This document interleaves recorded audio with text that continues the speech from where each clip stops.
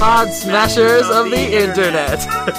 And welcome to another episode of 80-Bit Podsmash, where gaming goes to grab a beer. We are your hosts, Penguin and Termite. We got lots of overlapping talking today. It's good. Doing it at the same time. It's good. It's like I'm going to talk. No, I'm going to talk. No, you're going to talk. But we're going to do it at the same time. We're just going to go. Maybe we'll finish each other's sandwiches. I made the stupidest joke of our millennium. Yep. It's perfect. For those of you who don't know, we are a weekly podcast about video games, culture, pop culture, politics. We smash all kinds of topics together, as you will see tonight, and we talk about all of the things that we love. Hence, Podsmash. Boom. Not just a cast. You know what we haven't talked about in a while? We're not just casting things. We're smashing things. Smashing things. Oh, that means we're not creating, we're destroying. That's a whole different topic. We're actually creating content. But can one not create unless one first destroys? Ooh, we're mining the world. Yes. And regurgitating it back to you through the lovely minds of Penguin and Termite. Yes. I had a thought. Oh, you know what we don't talk about anymore? What do we do? 80-bit.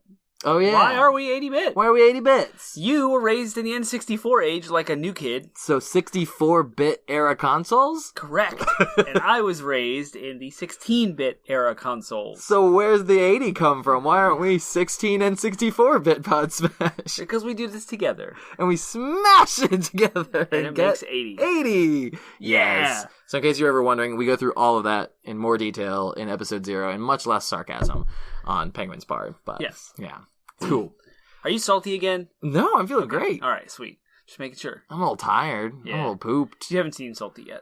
I went from working a 12 to 8 shift and therefore getting to sleep in as much as I wanted the entire past week to working a 6:30 shift, which for me means I have to be up at 5.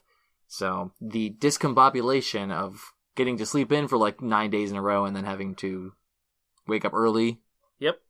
Just it's gonna take me a couple days to adjust. And right now I'm a little tired, but I'll get over it. We're good. I'm drinking some burr. What are we drinking tonight? Oh, we are drinking Lagunitas Undercover Investigation Shutdown Ale. That's a mouthful, but it is a limited release. I guess every spring it comes out. It is an especially bitter ale. It is quite bitter. But yet it's not like a pale ale or a IPA. It doesn't have the hop, you know what I mean, explosion in your mouth. Sure. So it's bitter for a different reason, and I love it. Yeah, it is. It's my favorite. It's my favorite style of beer in ESB. Great. It is an adequate beer for our time. I'm sorry, you don't like it. Now I'm salty. Hey, did you get my text that one time? Or I think I sent you was it a Marco Polo? I don't know. I sent you something. I was playing Overwatch, and I guess I was doing particularly good because, near the end of it was the end of the match, and we won, and someone says, Penguin Man's a stupid name. Yeah.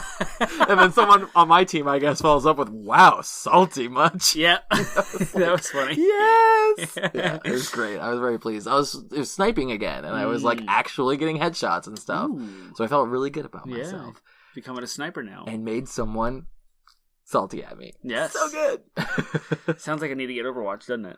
It comes up on this podcast almost as much as Nintendo or Zelda.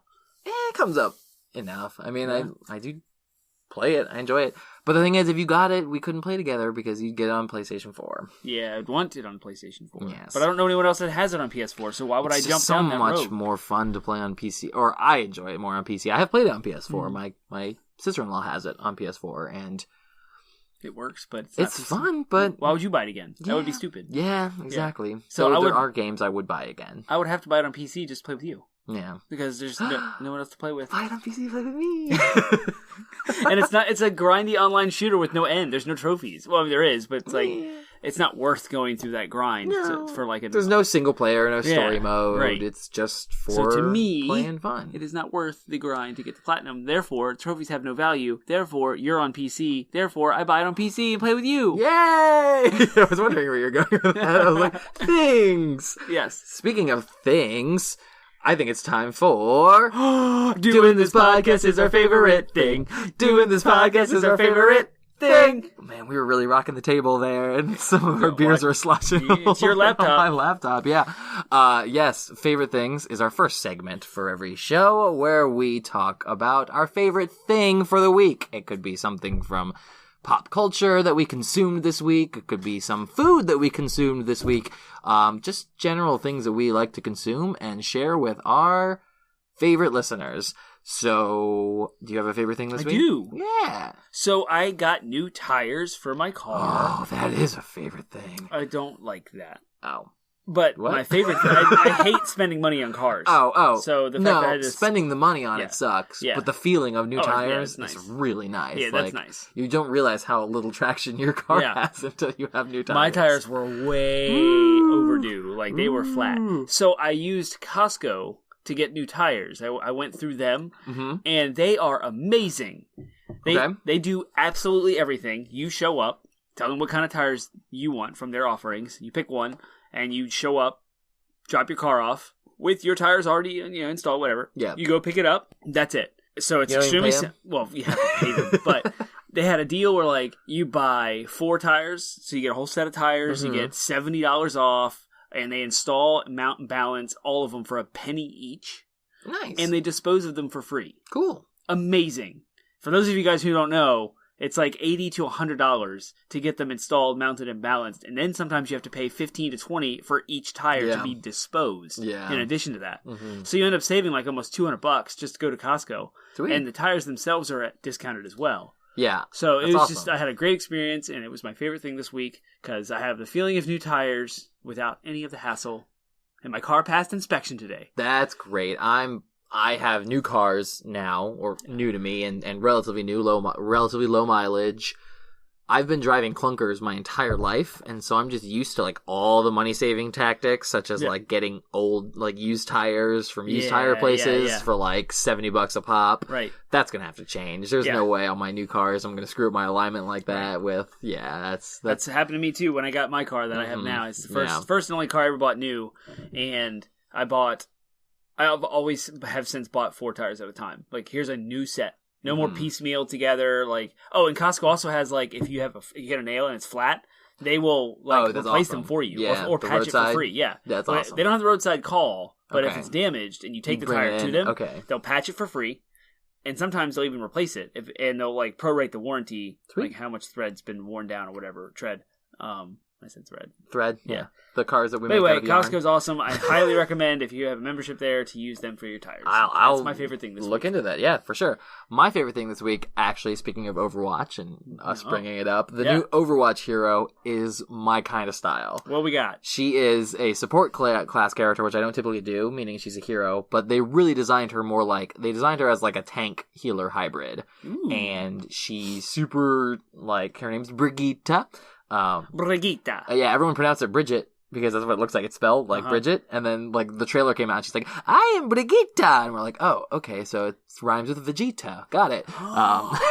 That's so cool. And she's just like her heal is actually like it's got like a 9-second cooldown, so she's not even really good. Like you wouldn't pick her as a main healer.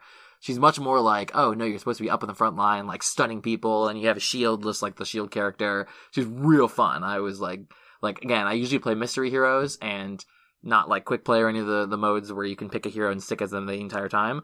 Like I usually don't do that because I like switching it up, like and being forced to pick a different character. But I like her so much that I found myself doing a couple of quick play matches this week. I tried to get as Brigitte because she was just it's so much fun. Did it cost anything? No, it's completely free. Yes. It's like Splatoon characters, or not Splatoon, Arms characters. Yeah, where they just like there's like cool new character for free. They've released she's the 5th? Yes. Wow. 5th new character that they've released. And it's kind of topical because of the 5 new characters they've released, 4 of them have been female. Oh, wow. Yeah, so. Would you say the whole roster is more female? No, it's about, I actually think they did front load the game with a bunch of male characters, but they still had, even on launch, they still had a very large number of female characters, and then they've balanced it out now. I think with the 4 that they've released, they've like tied it up at this point. So, and they released 1 male character. So yeah, if you guys hadn't figured it out already, with the subtle clues that we have dropped in our beginning of our episode, we're going to be talking tonight about strong female protagonists. But I am getting ahead of myself. You are. We have one more segment to do. We do. What segment would that be, my Dan loadable content. The Dan is because both of our names are Dan. And it's called DLC. Dan loadable content. And it doesn't cost you anything. It doesn't cost you anything. It's completely free It's DLC. just as much as this whole episode is. Yeah. And yeah, Dan loadable content is a sort of mini discussion, something that we come up with. It originated as kind of a who would win in a fight. Yeah, a bit or a game. Kind of thing that we used to, everyone does it. Who would win in a fight? Vegeta or Superman? And, Probably everyone Superman. has those discussions all the time. Superman's a moron. Yeah, no, actually, they did this is completely completely for free, y'all. We're going off the rails. Off the rails for free. They measured the amount that Superman has demonstrated he can max lift. So they contrasted that with the amount that a force that he can't lift in comics, and his max force is still 100 times less than that Goku has demonstrated. Yes! The ability. So Goku kicks Superman's butt. Goku could absolutely kick Superman's butt. Science has proven it, and I will not accept any other reputations. Anyways, yes. This is sort of a DLC is a sub-discussion we have, just a little game we like to do, where we just talk about something usually superfluous and frivolous. And sometimes it has something to do with our main topic, and sometimes it doesn't. This week's, it does! We're going to talk about strong female protagonists today, so I thought we'd come up with a couple of strong female protagonists ourselves. Except not us. I do have an idea. Oh, you got one? I do, finally. Perfect, great, yeah. Cool. So then I will just go ahead and unveil our question for DLC today is, if you could take one woman that you know from real life and make a video game out of her, who would that woman be, and why? Yes. You want me to go first? Sure, since you had the bright light moment. Yep. Okay, so a lot of the females of our lives do this thing twice a week called boot camp. Oh. And they go and they kick butt doing these awesome body movement workouts. So sure. Burpees and lifting small weights and running really fast and doing sprints, lunges, and all these ab workouts, stuff that would just kick my tail. I'm only a runner, so I'm from the waist up, I am worthless. So I have mad respect for all of these girls who could kick my tail at any of the stuff that they do. So I'm going to say Evelyn, Kat, and Macy, because the stipulation says that's right. Yes, cannot be my wife. I told him it couldn't be his wife, so I guess it can be my wife. So the three of them would be a South Park RPG style ragtag group of girls that are actually superheroes. Nice. Or you could go down to Lord of the Rings, elf warrior, sure, archer, yeah. etc. So they're a team of girls that would be in a video game that would level up and increase their gear, and they would fight crime in the streets of Fredericksburg. So wait, which one is which?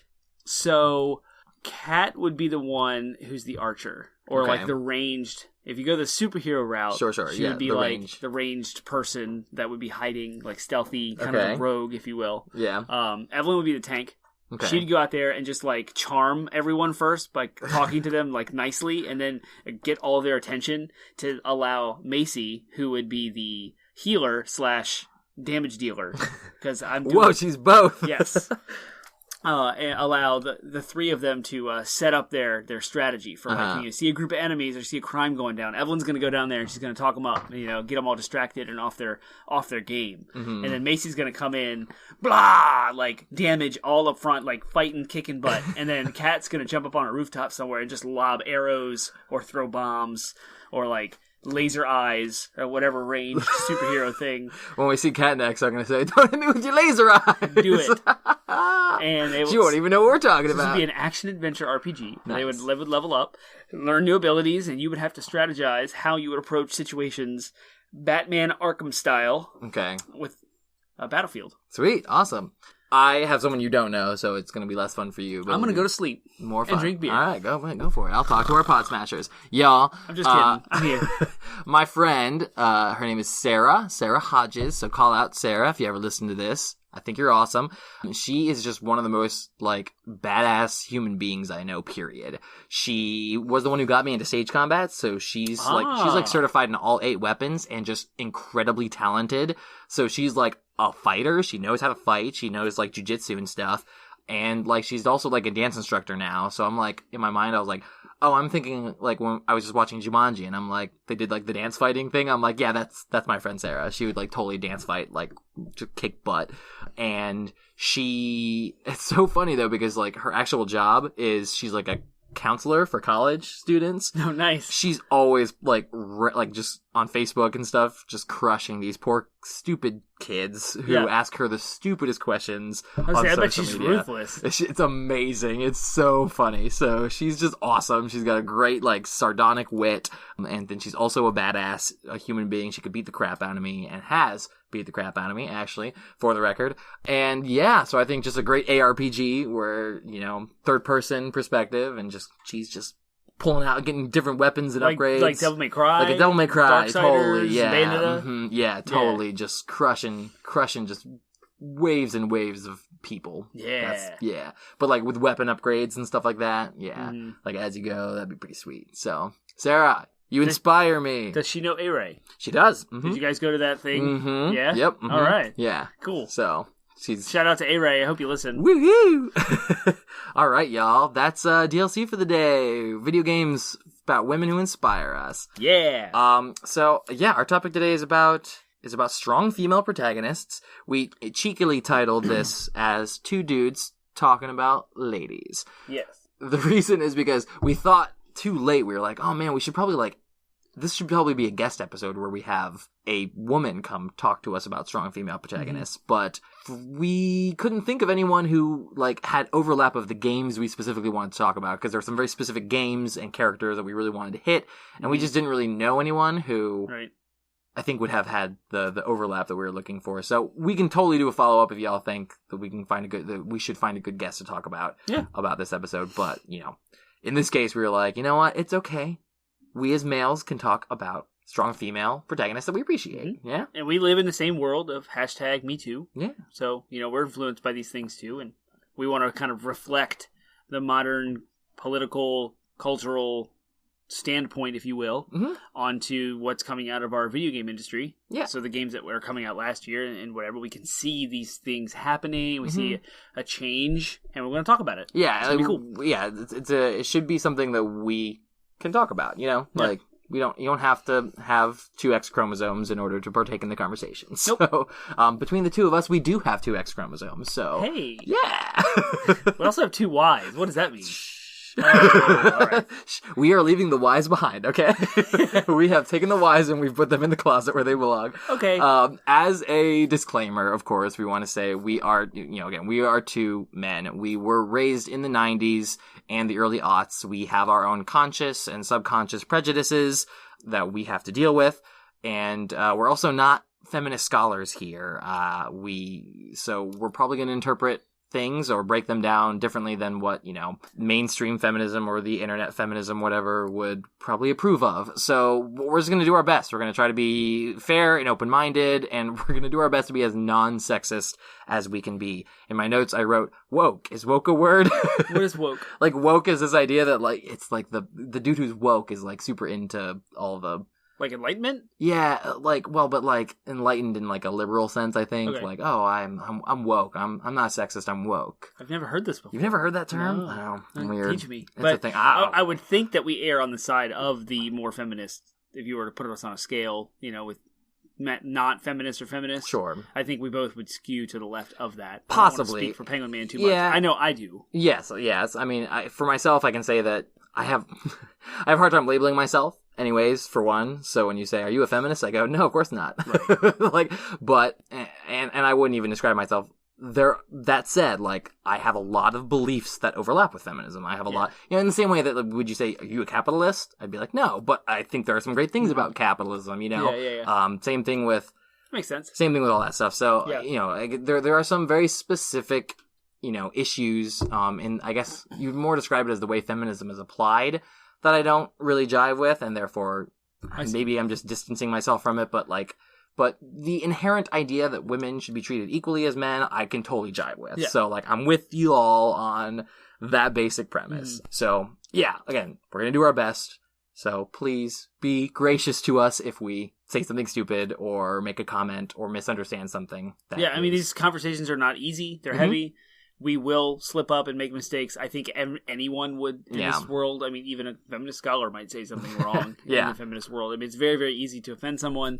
Also want to throw in the caveat about parents. If you have your kids listening, these are all heavy kind of modern topics that you might have to explain to your kids, or like would require a little effort on your part if they heard us talking about them and they have questions. Sure. So just letting you know, as a family-friendly podcast, we use family-friendly language.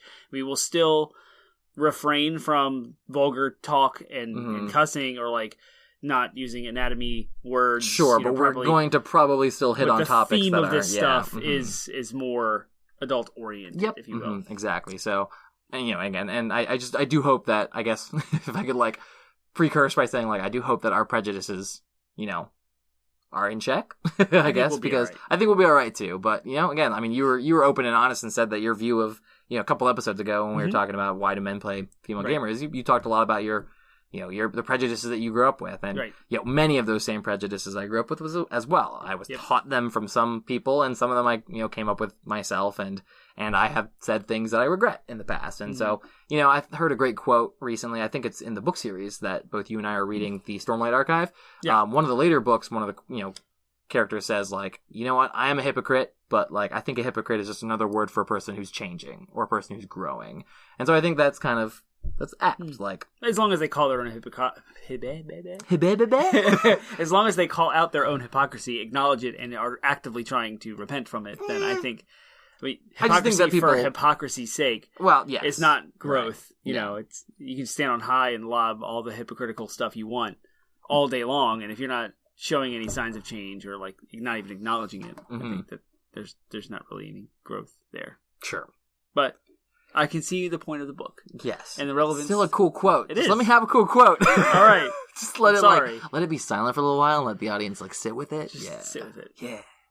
Things. All right. Well, with all that aside, that was like 3 minutes worth of straight disclaimering. So apologies for that. It's just it's a big topic. Yep. But yeah, so why are we talking about strong female protagonists? Well, Termite and Penguin have noticed that the last year has seen a really big boom of some really compelling female characters in movies, in video games, in TV. Like, the ladies, this is like, 2017 could very well be described as like the year of the woman, in a lot of ways, like especially in regards to gaming and the rise of these characters in gaming. So let's set the stage first. Let's define what we're talking about. What do we define as a strong female protagonist? Obviously, the most obvious definition is the main character of the story is a female. Yeah. That's the start. Right, yeah. I would say that this character shouldn't be portrayed as hypersexualized. Correct. Huge, again, big problem in the gaming industry that we'll get in more depth into, is just we have this, it's probably a fact that male gamers or males are the ones designing these characters, and so therefore they come at them with their, what I learned in my theater studies is called the male gaze, and as males, they want to create a character that will sell well, and unfortunately, sex sells. So making the character in skimpy clothing and unrealistic body proportions is something that has been successful in the past, I should say. Yeah. But it's kind of a black mark on our culture, our gaming culture. So the strong female protagonist is not that. Yes, not that. The strong female protagonist is someone who a realistic female who's in the lead, who has the main character of the story in mind, who doesn't have to be in skimpy clothing in order to be compelling. The other thing that I would say they should not have is they shouldn't be overly dependent on male characters, either for motivation or for their plot development. They in the same way that most male protagonists have zero attachment to a female. Yeah, completely independent of like a female. That's not saying that they shouldn't ever interact with members of the opposite sex, but that it's not what like defines them. It's not like, oh, I have to go save. Not even say, the prince has to save me is kind of like the trope that has, littered video games for forever and littered a lot of storytelling, period. And not just in video games, but movies, books, culture, just in general has had to use the feminist term, patriarchal view of storytelling. And so these characters should be sort of liberated from that. They should be able to be self-motivated and kind of not too attached to a male character or not too reliant on a male character in order to be what they are. Right. I almost put in here, are you familiar with what the Bechdel test is? Nope. The Bechdel test is Lay it on me. It is, I guess there was a feminist scholar, and I don't remember her first name, I should have done the research, apologies guys, but her last name was Bechdel, and she came up with this very simple test for stories as to whether or not they can pass this test in order to be considered a feminist story, and it has to be, a woman has to have a conversation with another woman, and it has to, at least one other woman, and that conversation has to have nothing to do with a man. That's a check mark? Like, that's a thing you check off? Check one. Yeah. Woman has check one, there's more than two women in the story. Check two, those two women or more have a conversation with one another. It's not about a man. Check number three, that's not about a man. Wow. You would be surprised how many movies and stories fail the Bechdel test. Wow. It is absurd. So, like, throughout the entire story? Throughout, so whether it's a movie or a book, like, as long as there's one conversation that's not about a man between two female characters, it passes the Bechdel test. Oh, it's that easy. Just one conversation. It's that easy, and yet wow. You'd be surprised how many movies fail. Yeah. I almost put that in there as a if it passes the Bechdel test. I left it out only because I think there are still some good examples where that might not be the case, or it might be kind of a side thought case. But we'll get into that. I think we'll dig into that more. Cool. So we've defined what a strong female protagonist is and what we're looking for. Yes. What we have seen in 2017 as a surge of these, right? Mm-hmm. Yeah. So 2017, this is what we've 2016. Seen in the past like two or 3 years. We've seen a surge of these characters, and let's go ahead and hit into our examples. Sweet. So we're a video game podcast. Yeah. So we're going to talk about video games. Video games, yep. So we're going to say Aloy from Horizon Zero Dawn is probably the most single recognizable one. It is our quintessential example. Yeah. I literally wrote in the notes, "Yas, queen!" Yeah. And so playing Horizon Zero Dawn is a AAA title developed by Guerrilla Games exclusively for PS4. Now, for those of you who don't know, first-party games that are, quote, AAA involve a ridiculous budget, a ridiculous amount of time, and they're super high quality. They are the best of the best, the cream of the crop video game genre types. Yeah, and so the expectation is that they sell very well. Yes. So many times it's considered, they're risky endeavors because there's a lot of money that goes into them, but the intention is to get a lot of money out of them. Right. So you will often see creators take fewer risks. Right. It is risky in this current cultural climate to make a character, design a character. Prior to 2017. Sure. Well, I'm saying, let's give them credit where credit's due. It was a risk to make Aloy. Well, yeah, okay. So the movement that we're noticing and talking about here is the reduction of that risk. Yes. So we'll say that. Yeah. Like, I mean, going forward, it'll be less risky because it's been working. Exactly. But I would say that the last 2 years, like this boom was something where they had to make a conscious choice to be like, okay, are we going to take this risk? Is it time? Right. And that makes sense. I think Aloy is still one of the best examples of that because, again, we'll go through all of the details. Like, she is driving the plot forward because you are literally playing as her. Yep. She's really unique. She's got a character. She's got a personality. She's not just like that's kind of a side note. She's not like a Link where you're projecting your own personality onto her. Like, no, she's got fully developed. She's a fully developed person. Yep. That you're just guiding her story, and yet you can still kind of make choices and give her your own twist. You can be aggressive, or you can be charming, or you can be smart. Yeah, exactly. Those are those are all the choices. But she kind of encapsulates all those qualities. She is not like the skimpiest outfit she wears is like one that shows her midriff. Oh no, and it's like fire resistant clothing. But almost all of her clothing is like, normal. It's normal. Yeah, it's for like a cold. It's what you'd expect. Exactly. I was gonna use the term modest, but I'm like, it's not modest for modestness' sake. It's just practical. Like she dresses exactly the way that the culture you should dress. Exactly. Setting. It just makes sense. Like, exactly. If you're a girl here, appropriate. You would wear this. Exactly. Yeah. And then she's like, she's not really dependent on male characters. Like, she grew up with someone who was a surrogate father for her, and his. Spoilers, his death kind of motivates her. Very early in the game. It's not the only motivation she has. Like, she's also motivated to, find her origin and figure out, what... she's got a lot of the same motivations as any male character would have, which is, I want to figure out why the world is the way it is. Yeah. And then that drives her forward. So it's not just, this male in her life that causes her to And she has the motivation to save the world, too. Mm-hmm. Once Exactly. the plot develops and you realize there's a giant threat to the people that are left in this world, like, she has a motivation to save them all, just like a male would have this, like, hero kind of, like, I'm going to save everyone. Yeah, exactly. Yeah. So, we think that Aloy is pretty much the quintessential. So we'll give Horizon Zero Dawn the video game award for the best female protagonist. Yes, the one in the brightest limelight, for sure. Yeah, for sure. So, like, we want to see more characters like Aloy going forward. More characters, more female characters designed like her, with her in mind. So, if you don't have one, go buy a PlayStation 4 right now, and then go buy Horizon Zero Dawn. Especially if you're a woman. Like, I cannot stress that enough. Like, like, I mean, it's important for, I think it's important for males to, you know, experience Aloy's story and experience Horizon Zero Dawn for those exact reasons too. But, like, especially if you're a woman, like, you don't have this kind of representation in video games. Like, 9 out of 10 video games you play are going to have, a strong male protagonist. Yeah. Like, so get yourself this game and play it. Like, my cousin recently, we were visiting in Harrisonburg, and, my cousin lives there now, and she has a PlayStation. I was asking her, hey, what are you playing? And she says, I picked up Horizon Zero Dawn. I was like, I'm so excited for you to start this journey. So, like, I was especially, like, happy for her because, like, she too is, like, another strong, female that, is in part of my family and, that is special and important to me. And I'm like, I'm so excited for you to get to, like, play a game that has a character that, like, represents you in a way. Yeah. So that was sweet. Awesome. Cool. Let's get some more. We're probably not going to break down every single one like we just did, but we'll hit the highlights. Yeah, it was definitely a tentpole, if you will. Mm-hmm. The next character I'll talk about mostly because I've actually played the game. I have not yet. Senua from Senua's Sacrifice. Yeah. Amazing character.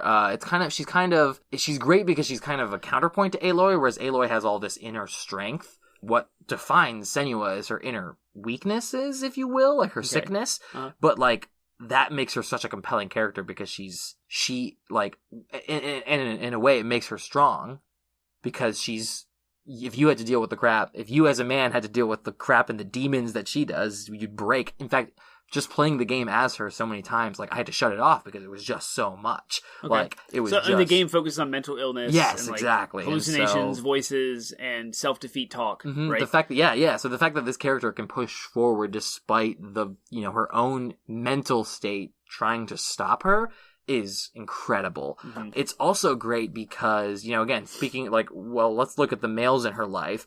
There is one male that motivates her. Like, the story is that she's going into hell to try to save her loved one. It's like a reverse Dante's Inferno. Yeah. That the really crappy sexist game where you try to save your broad-chested wife from the underworld. Yeah, exactly. Like, it's the reverse of that. It's like the game's trash. Yeah, it's an awful game, and it's the reverse of that though. Like, you are facing your own inner demons in order to try to save the man that Senua loves. So it's kind of like a cool flip on its head. But that's the great thing is it puts the male lover in the damsel in distress role. And then Senua, this broken, mentally ill human being, is your protagonist, is your hero. Yeah. Really cool kind of like subversion of the expectations and the norm.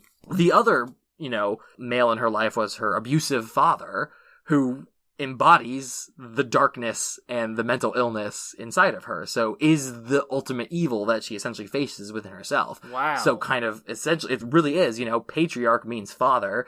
She really is overcoming the patriarchy that has damaged her. Yeah. Like, that's an incredibly empowering story. Yeah. So I really, really I think, again, I have a lot to say about Hellblade Senua's Sacrifice. Uh-huh. The character of Senua, I think, definitely deserves to be on this list because she is just such a compelling, fully fleshed out human being. Yeah. And just, Melina Jurgen or whatever, the actress who portrayed her, definitely earned the Best Actress or Best Performance award that game got. Mm-hmm. So sweet. Cool. And on another side note, you talk about risk and like funding these kinds of things. Ninja Theory made it, and they don't have a publisher. They funded it themselves from the studio directly. So they had no publisher dollars, but that also gave them the freedom to be able to express themselves the way they wanted. Mm-hmm. So they took a bigger risk than even Horizon Zero Dawn Studio did. Yeah. So cool. There's that too. Absolutely. Yeah. Yep, I agree. So the next thing we're going to talk about is Lara Croft. Oh, yeah. And I want to talk about this. She deserves a little bit more discussion because of Absolutely. what she has represented in the past and where she's at today. Yep. About 2010, they was Eidos Montreal and Square Enix, the publisher, Eidos being the developer, decided to reboot the Lara Croft series to give her a more realistic portrayal and a more real, grittier, like.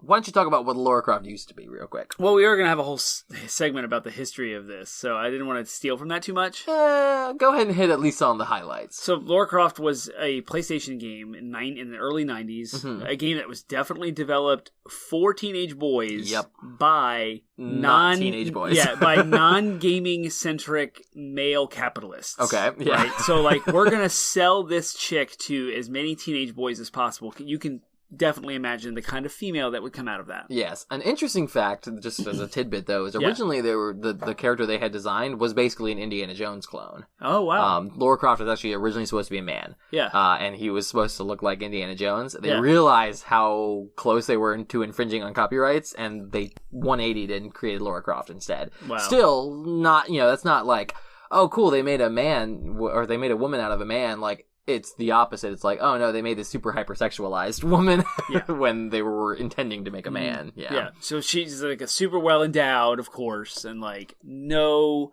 personality at all, just super shallow. I'm here with two guns because guns and chicks are hot, and I'm running through the jungle in like super short shorts and a halter top, like with my boobs hanging out, like no realism at all, just obvious in your face objectivity or objectivity. Objectivity of what she is. So in 2009 or 10, somewhere around there, they rebooted her. And they made the whole Tomb Raider series start again. And there's been 2 games in that series. And there's a third one coming out the third one next just year? announced. Yeah, I think it's 2019. Okay.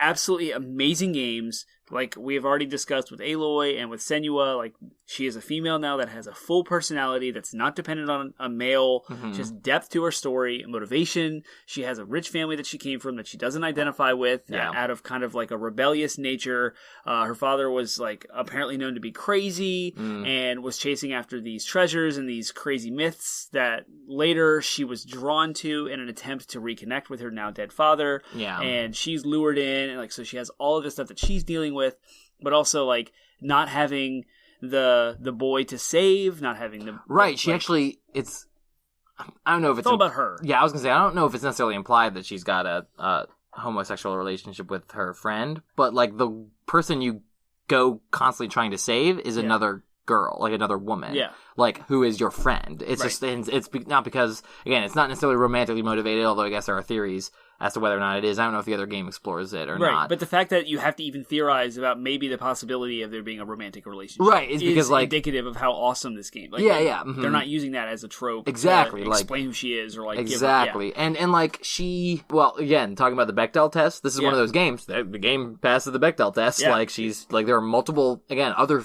side female characters that she interacts with that are strong female protagonists as well. Yeah. As an aside, these games that we're talking about are good. They're awesome. They're all solid of them are quality, very fun. And they're super fun and addicting games. They're not like these cheesy games that just threw out there to appease someone. Like there's this opinion that it's like, oh, if you're pushing for these strong female protagonists, clearly the gameplay must suffer because you're just trying to cash in on the feminism or whatever. Like people cynically might say, no, they're good games. Yeah. 2 of the 3 games we have talked about, they are archers. I think like. Aloy's an archer. Lara Croft is an archer because they switched her from the 2 guns to a bow and arrow. Yeah. In the new reboots, Senua though, she's a melee. She's got the sword. Like it's awesome. It's because it's based off heavily sword. So like the gameplay is parrying. Tomb Raider's way more physical than Aloy is. Like Lara Croft's. The stuff that she goes through, yes, she's mainly an archer, but she does have some like hand-to-hand stuff that happens. And, you totally axe people in the head on a regular basis, and it's great. Yeah. Her costume, by the way, for those who are curious, unlike her booty shorts and low-cut shirt in the previous games, totally setting appropriate. She's wearing like cargo pants and a tank top. There are various states of it getting torn up and stuff, but like again, not in a like, ooh, let's tear her clothes off. Like in a, she's been dropped in a river like 4 times, and she's covered in grime and scars and blood. Like so, fell out of like, a plane through trees and got scratched up. Yeah, exactly. And then in the second game, it's a wintry setting of Siberia, so she's got a full jacket on and like snow gear, completely covered. You talk about again, modesty not for modesty's sake, because she's in a snow area in Siberia. It's freaking cold. Like you're gonna wear layers. Yeah, absolutely. Cool. It's good. Cool. Let's talk about some other characters. Do you want to hit Uncharted? Sure, but I haven't played this game that it represents yet. So Uncharted is primarily Nathan Drake, who is a man, through 1, 2, 3, and 4, the main primary like games in the series. Yeah, and they're also a AAA first-party title developed by Naughty Dog for PlayStation only. They represent the quintessential storytelling in video games that they set the foundation for everyone's chasing after them. Like, these guys are incredible. And they did it again with Last of Us, which is a different game we'll talk about later. Sure.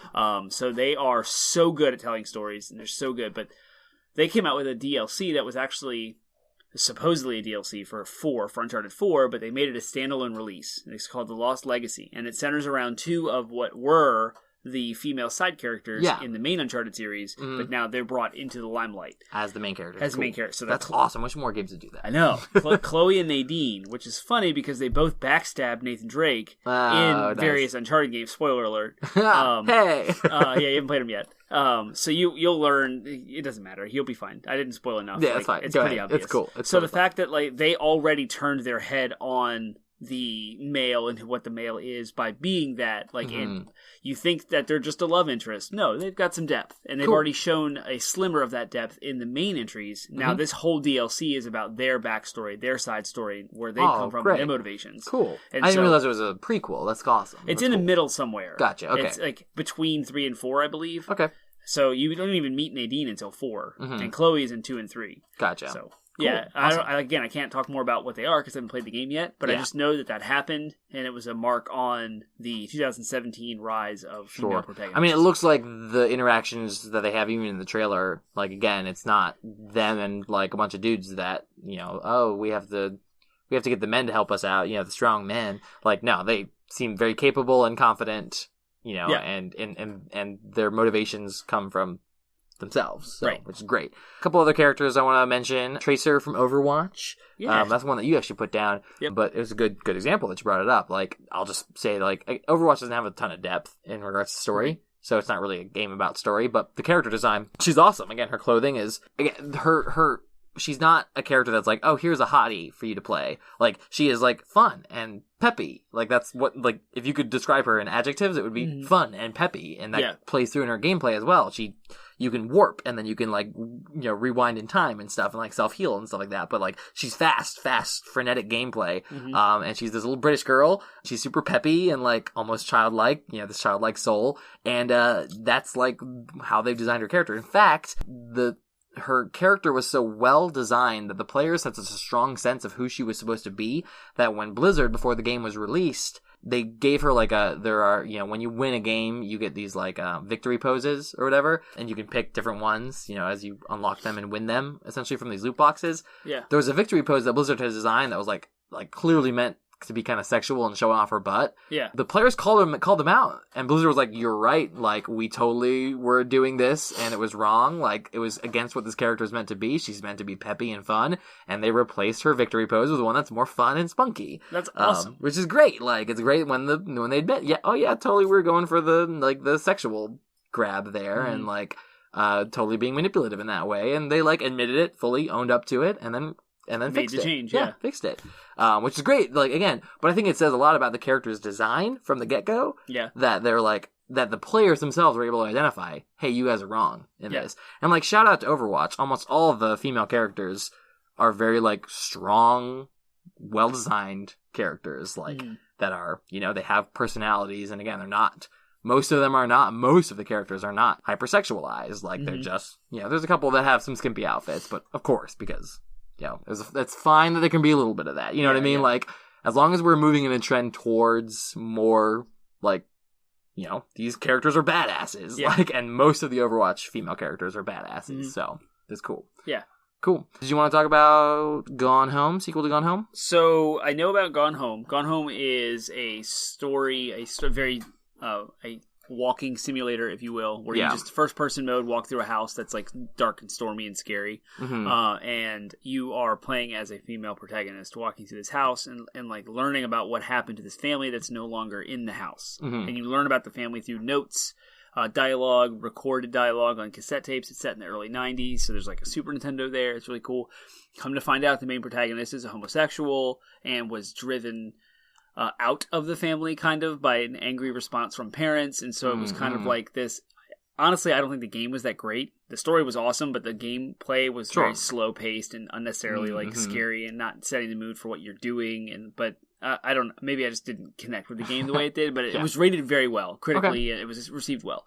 So that was already a foundation for like a strong female protagonist, because the only representation was kind of a bad example of an isolating, shunning family instead of a loving family for her opinions. So the sequel to that is called Tacoma. And it's an Xbox One exclusive. I haven't played it yet. It's set in outer space. Ooh. And they've continued that trend of keeping the strong female protagonist in that. So I just wanted to call out that company in that game. I haven't actually played it, but her name is Amy Ferrier. Okay. That's her character name. And I don't know who plays the actor voices or whatever, but just calling it out to go play that game. Yeah. Well, you see, so yeah, again, we bring up all these games because these are games from the last like 2 or 3 years, and many of them came out this past year. I mean, most of our examples were from 2017. So it's just awesome to see that. Okay, what we're talking about is this trend of we're seeing more of it. We're seeing less of a focus on the generic Space Marine, Space Marine hero male who's white and got a shaved head. You know, like, and we're seeing more of these, like, it's like the time for, you know, developers to be making these characters that are women and are strong and are powerful and are interesting. Yeah. But it's time to contrast some of our good examples with some bad examples. Yes. So let's talk about characters that we think are bad examples of, you know, characters who female characters who kind of are not, even if they're trying to be good, strong protagonists, are really not at the end of the day. You have the best example. Oh my gosh. As your first one. It's like overwhelmingly obvious. Princess Peach. Yep. The epitome of the damsel in distress. Yep. Who's shallow and empty and pretty, and Mario has to save at every single game. Yep. And who has no depth to her or interesting personality traits whatsoever. I'm a princess. I'm royalty. I'm pretty. No. Bowser's coming to get me. Again. Mario has to save me. And I can't do anything about it. I'm just going to be crying and weak. And Bowser's going to overpower me. And Mario's going to come save me from the oppressive Bowser. Yep. Like, and it happened. It has happened now for 30 years. Yep. The other counterpoint, the other princess that Nintendo is pretty bad about is Princess Zelda. Yep. She's also, from the majority of the games she's been in, has been the helpless damsel in distress that Link has to save. Yep. Over and over and over again, in all of her reincarnations and forms. Yes. They have been moving more towards a active and compelling Zelda, and Breath of the Wild, I think, has finally culminated in that, because, again, we talked about it in the podcast where we talked with our wives. Zelda saves Link. The whole story. The whole reason Link starts in Breath of the Wild is because he has been saved by Zelda 100 years ago. Yep. And then you are piecing together the memories of what happened, and Zelda is clearly the leader of everything. She's orchestrating all the champions together to make the final fight against Ganon. It's the flashback, so it's not. And then she's the one that is seemingly unnecessarily protected by Link, doesn't really like the fact that he's there, doesn't really care that Link is there. Yeah. Like, here's this dude following me around with a sword, I don't care who he is, I have this mission to accomplish, I've got these champions to put together, and this army to amass to fight Ganon. That's the flashback. Like, that's what happened 100 years ago. And then, now you are Link, after having been saved from Zelda. Yeah, and like, yes, you've got to go kill Ganon and deal the final blow, but that's only because Zelda's been holding him back for 100 years. Right. Like, she's the real hero of Breath of the Wild, and you as Link are just kind of like, again, also you think about like how focused Zelda was in the flashbacks. Yeah. And then like, you as Link, you wander around the freaking world, like taking selfies with stuff all like, you as Link arguably really need Zelda to keep you focused in the story. So there's it's nothing great. else to keep you focused on. Exactly, yeah. That's funny. Another, I think this may be considered a controversial choice as a bad example, but and I haven't played this game, so you might be able to shed some more light on it. But I have read a lot about Ellie from The Last of Us. I guess you're playing as the dude. I don't know the guy's name. Joel. Yeah. Okay, yeah, you play as Joel. And part of most of the game is that you rescue this girl Ellie. Now, does Ellie have superpowers? I'm not quite sure what her... So the idea of the breakdown is kind of a spoiler, but you find out like halfway through the game, so it's not really that big a deal. But there's this like disease that's going around that mutates you into an unconscious just... Sure, zombie. Like a zombie, right, zombies, yeah. And so she got bit by one, which means you're normally infected. Yeah. She didn't get infected. Okay. She got bit, not infected. So her blood has something that can counteract it. And now it's a post-apocalyptic game. Humanity's danger is at stake. Like, all of it. So Joel doesn't have any clue about that at all. And him and Ellie are just trying to survive and get to a more survivable area, a more established society where they can just be and seek help, right? Yeah. So you're like drudging through the suburbs of America trying to survive and escape these things. And you learn about Ellie, who she is and what she's coming from through the dialogue interactions of Joel, none of which I would say are a bad example of the female protagonist. Well, I think what people criticize it for is that Ellie, like, it's clear that before Joel comes around, Ellie has survived in this apocalypse scenario for however long it's been since it started. Like, she survived as long as Joel has, clearly. Yeah. Maybe that's partially because of her superpowers of being resistant to the zombie virus. I'll call them zombie. I'll simplify it just to not take time. And yet, then I've heard that when she finally, like, when her and Joel finally get connected, like when he finally rescues her or whatever, like she like falls apart as like a blubbering mess, like, and starts crying and weeping and like relying on him as a father figure, essentially. I think that I've heard that people have criticized that before as like, so when did this girl all of a sudden become like a crying, blubbering mess? Like, some of that could be written off as character development, but I think that's the big kind of criticism that people have of that game is like, you get the sense that she could have been this really strong character, and they chose to go the route of like, no, she's this child, like she's this daughter figure that you have to save. Yeah. So I put that in the bad examples only to say like that's kind of, again, that kind of breaks that third rule that we talked about of like, this character has to rely on a father figure, on a male figure in order for her survival, which I think would break that rule. However, what it looks like is the sequel, you get to play as Ellie. Maybe. And now she's the protagonist, is what I've read. I'm going to counteract, or at least offer a counter argument to everything you just said. Right. So the game is centered on Joel. Yes. Now, at the very beginning of the game, Joel loses a daughter in a very tragic accident. It's extremely emotional. It's very deep, and that's Joel going through this. Ellie shows no way, sign, shape, or form of needing to be saved by Joel. Joel kind of does chooses to do that for him because of his own broken reasons. Yeah. And that all gets fleshed out later. So, but Ellie is also alone and very young. And kind of powerless, because she's a young girl. She's like 12 years old. She doesn't have a lot of strength. But she also survived on her own. So she did survive on her own through, like, gadgets and weapons and smarts of her own. But she's still so young.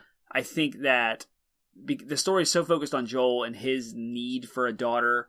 The ending really solidifies it. And I will not spoil that for you. Okay. Because the ending made a lot of gamers angry. Oh, myself included. Like, I'm not happy with how this ended. But I respect madly how the writers just did that. Like, that's how it's going to end. All right. It's crazy. Now, the last counterpoint to that is they came out with a DLC that is completely focused on Ellie. And turns out she has a same-sex interest that is in its infancy because she's 11 or 12, right? Yeah. So, like, obviously it's not completely mature. But you play as her in her entirety through this DLC. It's like a 4-hour campaign that ends in her finding her friend, and you see a completely different, like, strong protagonist. Nice. So Ellie is a good example. Yeah. Ultimately, and that's why I can see essentially I put her in the honorable mention, because I do think there's some weak points with her writing. And again, this is someone who hasn't played the game, so I'll be able to eventually form my own opinion when you let me borrow it. Right. And Matt Calhoun has it. I know he has it. I think I meant to grab it. It has the DLC him. included. Great. Awesome. I'll play for both. free. Wonderful. But the cool part is, so Naughty Dog created Uncharted, which is Nathan Drake, and The Last of Us, which is Joel, and it's all males. More recently, the Last of Us DLC came out, and even more recently, the Lost Legacy DLC came out with all females. And now we're seeing the sequel maybe shifting. So they're a prime example of that shift. I do think like, yep. we're changing our perspective here. Mhm. We're not going to just create these titles with these white dudes that rule the world. Because let me get one more bad example just before we get some more.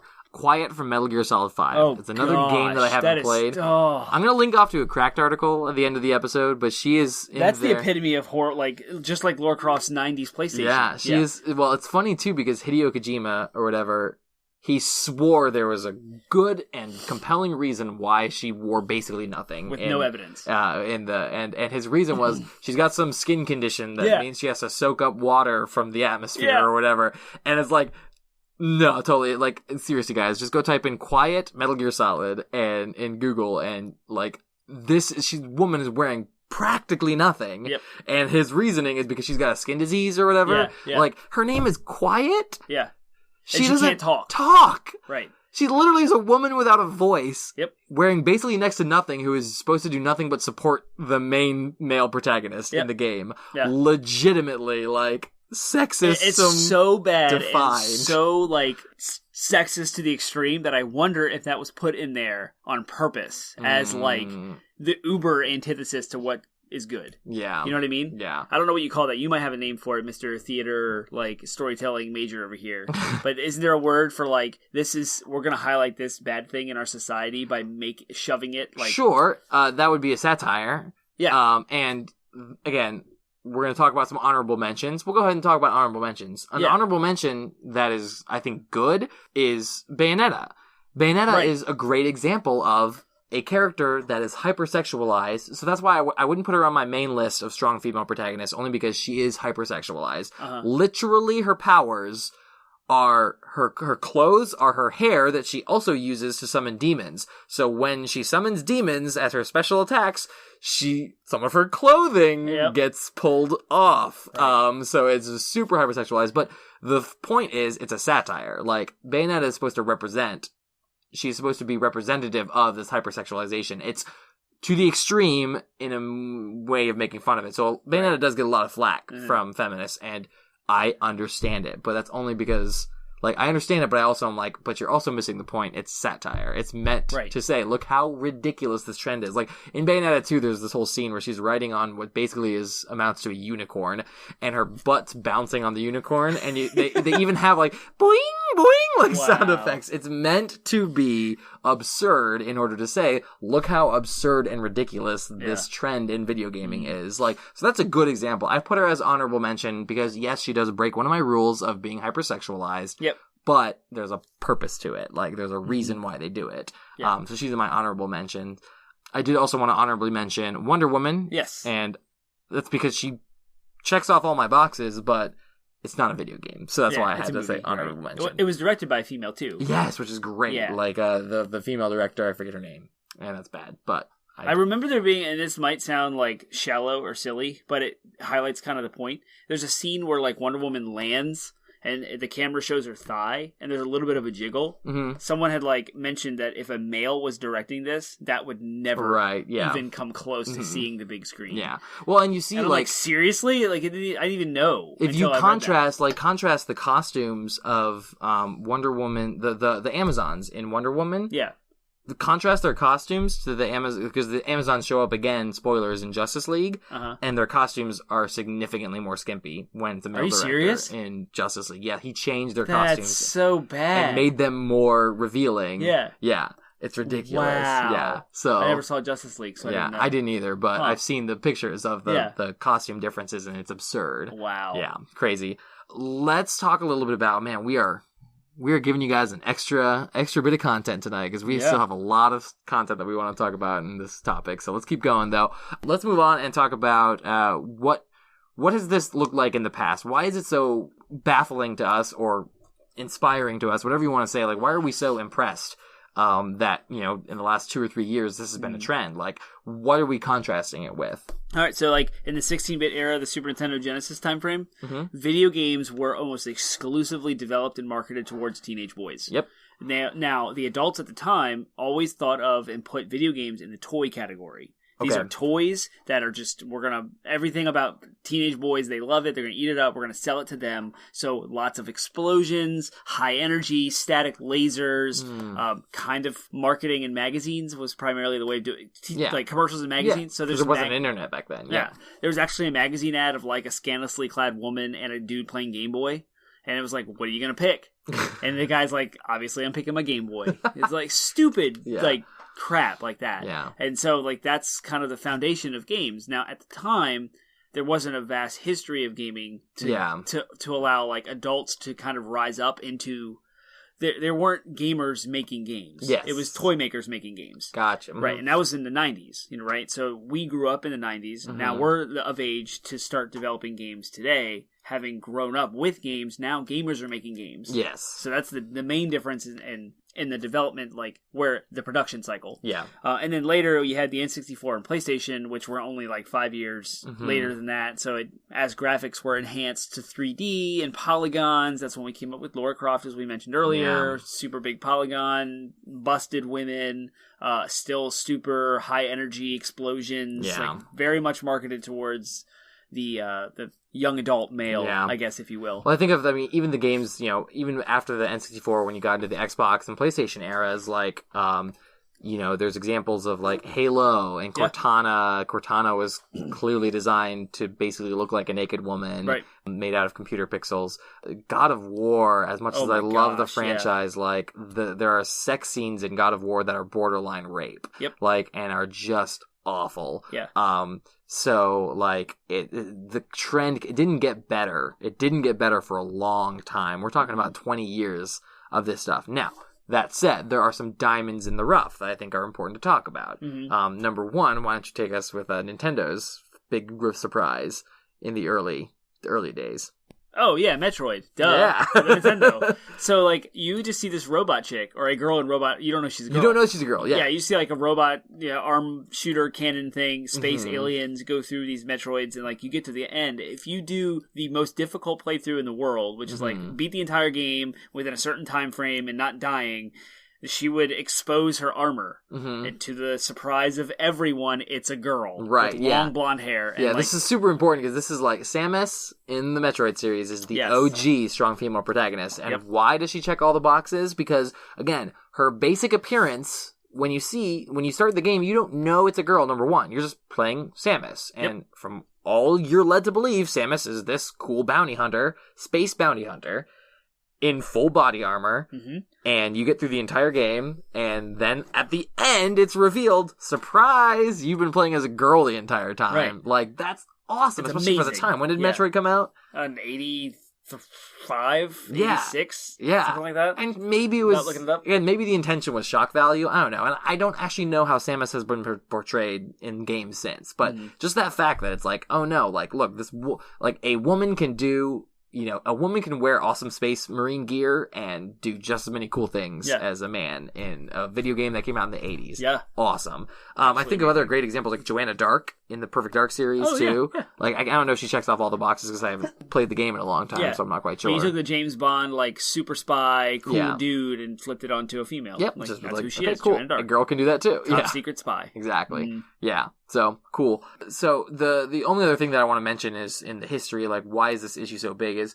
Gosh, and it was after we were married too. The Gamergate scandal happened. Yeah. So this is like, again, even we're sitting here talking about like, 2017, so great for females gamers, but like as recent as what was it, 2014, 2015, was the Gamergate scandal. Yeah. And for those of you who don't know, the Gamergate scandal was basically just there was this. I think it all started because, like, there's this woman who is a developer, I want to say, like a female developer for video games, which is a great thing. We, Penguin and Termite, officially say female developers, great for the industry. Yes. This female developer, like, her and her boyfriend broke up, and her boyfriend decided to post this crazy rant on Reddit or 4chan or something, and it was like, oh man, like she was like sleeping around and she only got as far as she did in the industry because she was like sleeping around with people and stuff like that and made this whole thing. And so this whole thing devolved into these, again, male, probably white, mid, like low 20s,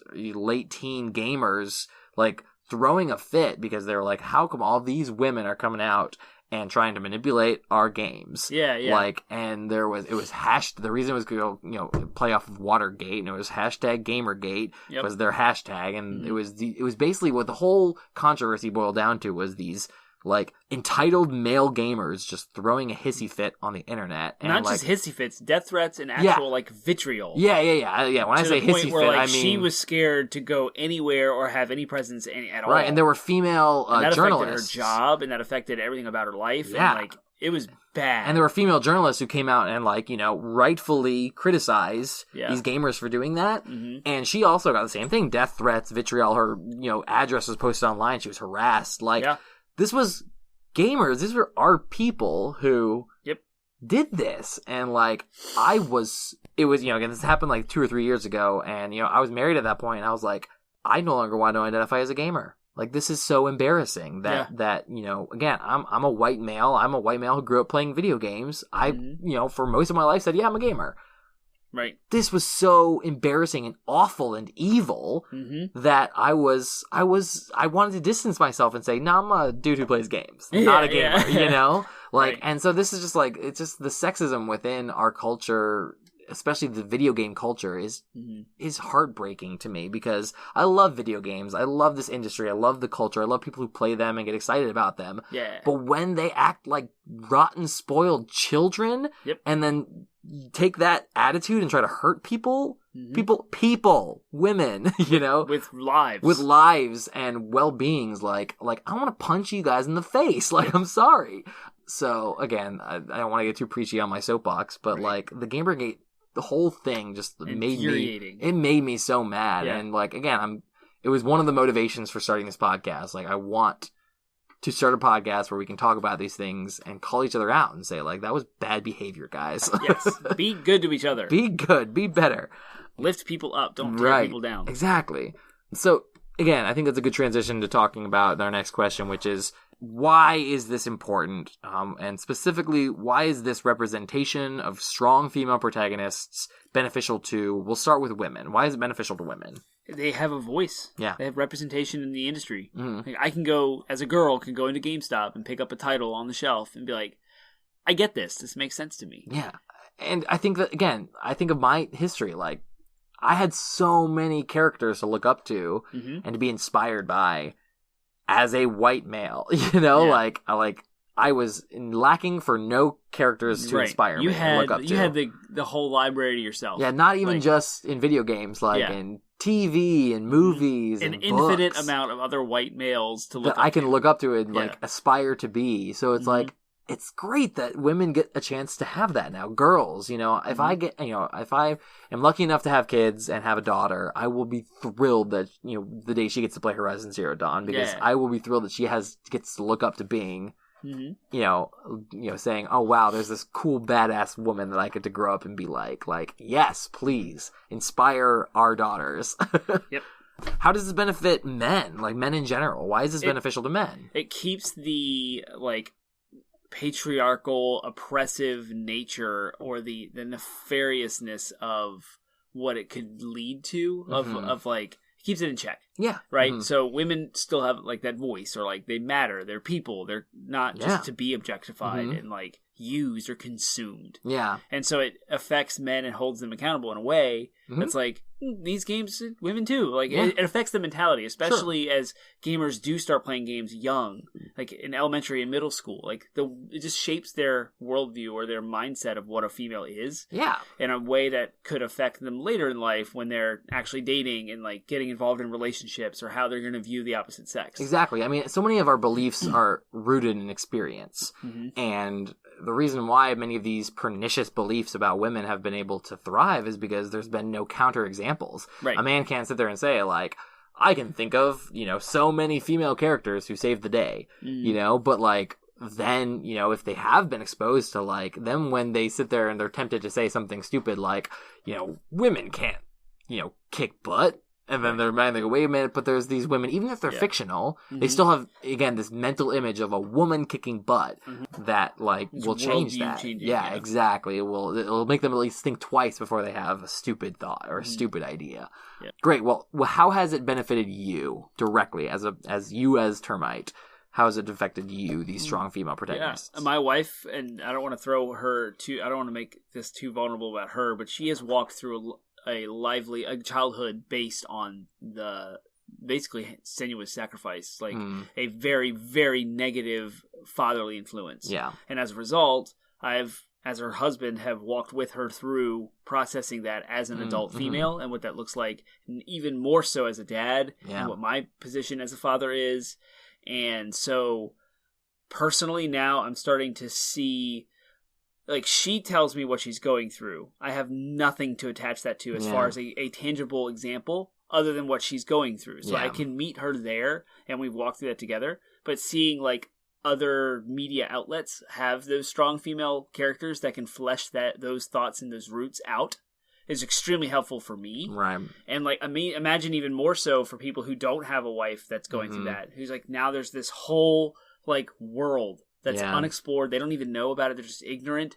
That's like, wow, females have to deal with this. This is a thing. And like, now we're being exposed to it. And so we can be more sensitive to those things and be more helpful or more mindful of that. Yeah. So that's how it's helpful to me. Right. I remember reading at one point, like reading, there was something I read. I don't remember the specifics. All I remember is what I asked my wife. And I was like, wait, so do you walk down the street and really worry about that? Like, when you're walking down the street at night, are you really worried that you're going to get attacked by someone? She's like, yeah. I'm like, that's so like foreign to me. Like, again, it's not necessarily anything to do with video games, but it's a good example of like what I just talked about. Yeah, there's like, ways to show you something you would have empathize with. Yeah, exactly. Never even normally look at. I was just told by, I don't want to call anyone out, but a teenage girl knows not to wear a ponytail out on the street at night. Because that could be grabbed as a weapon. Like, they know that. They're grown up with that and instilled in them. Like, I didn't even realize that was a thing. Yeah, right? Exactly. Crazy. So, yeah, so I think it's, I agree. It's, and really, for me, these strong, I play characters like Aloy, I play characters like Senua.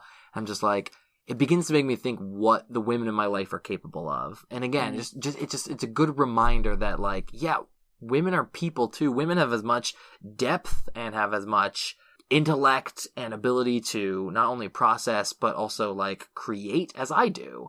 I get especially as an artistic type, I get really wrapped up in my own head and my own creativity. So it's a good reminder to be like, your wife is as creative and interesting, deep thinker as you are. So get over yourself. Right. It's really what these games, help me, have helped me in the last few years, just to remind me of like, just because I'm a dude doesn't mean I'm better. It doesn't inherently make me better. In fact, in some ways it makes me worse. As sort of a side note, I think I'm linking off. There's both Termite and I have expressed in the past that we are huge fans of the Bible because that's where we met. We met through our church. The Bible gets a lot of flack, for being sexist, but there's a great article that was going around recently that we're linking off. It's from a website called the Aquila Report. I think that you'll get a kick out of it even if you're not a Christian, because it's really cool in the way it talks about what the Bible says about womanhood. And what I want to highlight real quick is they talk about this word. There's this word that is in Genesis that's used when God creates woman. He says, I am going to create a Ezer suitable for man. You're using the word Ezer. The Ezer is what Ezer is it's a Hebrew word that is roughly translated in English to helper, but that's such an inadequate term because when you think helper, you think like hamburger helper, like something less than you that like fills some gaps. Like that assists you. You're Navi. It's like your little Navi. I'll make a Navi suitable. Hey, listen. Yeah, exactly. What the word actually translates to, though, in Hebrew, the way in which our English language fails us is the word means a military ally. Like so the word would be more accurately translated to a strong ally. But again, this would be like, we need help. We are losing this battle. We need more warriors from an equal nation that is apart from us. And we're not talking about sidekicks here. We're not saying, God's not saying, I will make a Robin suitable for Batman. Right. What he's saying more is, I will make a Hulk suitable for the Iron Man. He's saying this is a ally. This is someone who is allied with you. I will make a Wonder Woman suitable to the Superman, I just love that idea that it's like, oh no, these are, women are as badass and warrior-like in their spirit and in their core as men are. And that's like, it's a really cool article. Y'all should read it. Whether or not you believe in God or Christianity, like, it's a really cool way he breaks it down in this article. And I just think that again, that's why I think it's a benefit to me, and a benefit that we're seeing these warrior women in our video games. Absolutely. Yeah, that's great. And that's kind of a good tangent into why are people so resistant to the idea that women can tell compelling narratives. It's because things like Helper have been ingrained into especially North America culture, like Christian roots, so to speak, from the 1900s and early 1800s, like have instilled this like subclass. Submit, you're supposed to be submissive. Submissive. Like, we went through the women's suffrage movement. They couldn't even vote. Yeah. And then there's equal pay, which is still relevant today. Yep. Like, why can't women do the same jobs as men? I understand if you don't have the physical muscle to, like, lift a block. Sure, but that doesn't mean you can't be a lawyer or a doctor. Exactly. And so, like, the sexism that is inherently, like, systematic in our culture, this stuff is now calling that out. Yeah, and so that's why it's happening. It's happening as a result of, I think, social media and the ease of which information is now shared. Yeah. I no longer have to go to a library and dedicate an afternoon to study an event that happened in history. I can just do a quick Google search and see it, and now I know. And I now have 80 million platforms with which to share all of my thoughts and opinions and engage in others in conversations about it. And that's Twitter, Facebook, and all those things. And so with the advent of the internet now being more mature, like the year 2000 maybe-ish would be when the internet kind of started catching main AOL, whatever. It's been almost 20 years now. So like the internet's being now picked up by mainstream. The most adults been raised with the internet. Kids these days have been raised with smartphones. The millennial generation, after the millennial, the I generation or whatever. So like it's bubbling up to a giant head. Yeah. And so that's why it's happening. And we're seeing it coming out of the gaming industry and out of the movie industry with the games and movies we've listed and the examples we've talked about tonight. That's why it's happening. It's kind of like the volcano erupting. Right? Yeah. It has been building for years and years. Yeah, and I think, again, it's happening. It's going to happen more and more often, especially, they're going to build off the successes. Like, the people have taken the risks, the developers, the creators have taken the risks, which, if you think about it, we're also going to link off to the Wikipedia article about women and how they relate to video games. And there's so many statistics that show, like, there are more and more women playing video games. There are more and more women partaking of it. So, like, yeah, sure, it was a risk, but it's only a risk because, like, people are stupid and ignore the data. Like, the data was saying that, yeah, you should have done this 5 years ago, 10 years ago. Like, enough women were playing video games that these strong female protagonists, like, have not really been a risk for like 5 or 10 years. But nevertheless, the publishers need to see the success. And now that there have been like 5 successes this year alone of strong female protagonists in games, like, we're going to see more because they're going to say, hey, this does work. People do want to see this. Again, and also look at the success in the movie industry, like Wonder Woman, the Red Sparrow, like, there's all these movies that have come out this year too that have had strong female protagonists. And I think they're going to respond to that and say, okay, cool, this works. Like, people are going to buy this. Yep. So they can go see it. Yeah. Yeah. I think if we're going to talk about Kristen's interview, way back, we have 2 of them now live. The first one from like episode 4, we touched on this briefly with her experience playing Overwatch. How, like, just the fact that she's a girl, people will automatically assume she's not as good. Yeah. Like, we still have a lot of work to do as a society and a culture, and that's now being flipped on its head, which is great. Yeah. But just saying it's not over yet. Like, apparently girls still mask their voices online because they don't want to be ridiculed, they don't want to be bothered, badgered. People go after them in the sense of, like, hey, girl, how you doing? Yeah. And they'll, like, do stupid things. And, like, if it's a 4 versus 4 online shooter, they'll do stuff like cover them more, like hang out around them and follow them around. And the fact that it has no benefit to the game to do that. And so we talked about catfishing in a couple episodes ago when we talked about character customization. The fact that catfishing is a thing goes as far to show us how the way we treat women in online multiplayer games is screwed up, because the fact that other men can take advantage of other men because of the way that those men are treating who they think is a female goes to show how bad the system is. Like, catfishing wouldn't be a thing if people just treated people as other people, whether they Right. were girls or boys, or men, women, whatever, Right. And it is a known fact that if you look less than 30, you've probably played a video game. Yeah. So you shouldn't ask girls who are less than 30, hey, do you play video games? Don't assume that they don't because they're a girl. Right, Like, yeah. hey, what games do you play? And then if she says, no, I don't play, then you have a reason not to think so. Yeah, exactly. But like, there's this weird, like, systematic kind of segregation still happening. Right, yeah. But we're making progress, and Yes. these games and movies that we've talked about are showing that, but we still have a lot of work to do. Right. I think they're laying a foundation for, Mm-hmm. like, it's good. It's steps in the right direction. It's laying a foundation, but you're right. We still have work to do. Every person is still responsible for their own individual actions towards other people. Mm-hmm. So, wow. That was a lot, and I'm glad you guys stuck with us.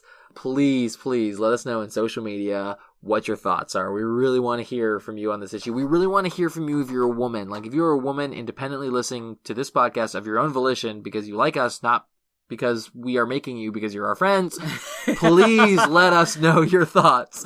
We really want to hear from you what you think about, again, strong female protagonists. Who are the strong female protagonists you look up to? If you're a man and you look up to a strong female protagonist, let us know. Yes, please engage with us. Talk to us on Reddit. You can find us on Instagram. You can find us on Facebook. You can find us on Twitter. Mm-hmm. Share your thoughts with us. Give us an at 80-bit Podsmash when you're talking about our thoughts. Yep. Really legitimately check out our Instagram, guys. We are working hard to try to give you what is essentially even more content on a daily basis through just pictures and stuff going on in our lives. Like, so we were really working hard to provide you with more content. Like, take advantage of it. We're on Instagram at 80-bit Podsmash. And the last single most important thing you can do is rate us on iTunes. Yes. That's how we get exposed. That's how iTunes sorts everything on the internet. And so in the mix of thousands of podcasts, we can bubble to the top. If you just rate us, write a description of what you think about us, please be honest, and respond.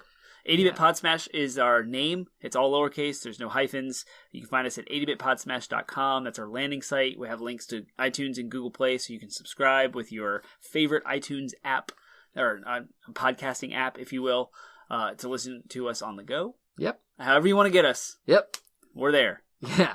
We're on YouTube, y'all. Like, we got little YouTube videos with our logo, so if that's the easiest way for you to listen to us, then listen to us and write a comment. Yep. So we are coveting your responses and your engagement. Yes. So, cool.